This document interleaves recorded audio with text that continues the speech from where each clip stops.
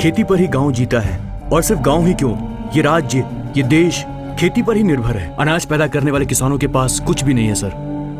किसानों पर कर्जा है, वो चुका नहीं पाते हैं तो आत्महत्या कर लेते हैं। सोचिए सर, हर नौकरी में लोगों को सैलरी मिलती है, किसी बिजनेस में प्रॉफिट होता है, खेती में कुछ नहीं है सर। इन सब की वजह क्या है?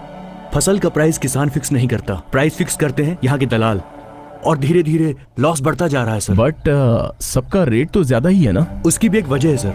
जो भी फसल अधिक होती है और प्रॉफिट ज्यादा होता है तो सब वही फसल उगाते हैं, और इस वजह से स्टॉक बहुत बढ़ जाता है और ऑटोमेटिकली रेट कम होने लग जाते हैं। लेकिन सागर, बेचने को तो छोड़ो, खाने के लिए तो फसल उगाना चाहिए था। उगाना चाहिए सर, लेकिन सरकारी बीज नकली होते हैं, राशन की दुकानों पर धांधली होती रहती है, और समय पर बारिश ही नहीं होती, और कर्जा बढ़ जाता है, और हाथ में आता है शून्य। फैक्ट्री में काम का लालच देकर किसानों की जमीनों को मुआवजे का लालच देकर फैक्ट्री वाले हड़प लेते हैं, और बाद में ना उन्हें मुआवजा मिलता है और ना फैक्ट्री में काम। और बाद में धीरे धीरे फैक्ट्री के वेस्ट की वजह से आसपास की उपजाऊ जमीनें भी हमेशा के लिए बंजर बन जाती हैं। अब किसानों का सिस्टम पर से भरोसा उठ गया है सर। अल्टीमेटली उनके पास बचता है बस एक रास्ता, आत्महत्या का। मुझे एक बात समझ में नहीं आती, बीज तो किसानों के द्वारा ही होता है, फिर उसे दुकान से क्यों खरीदते हैं? किसान अनपढ़ हैं सर, ये सारी जानकारियां उन तक पहुंच ही नहीं पाती।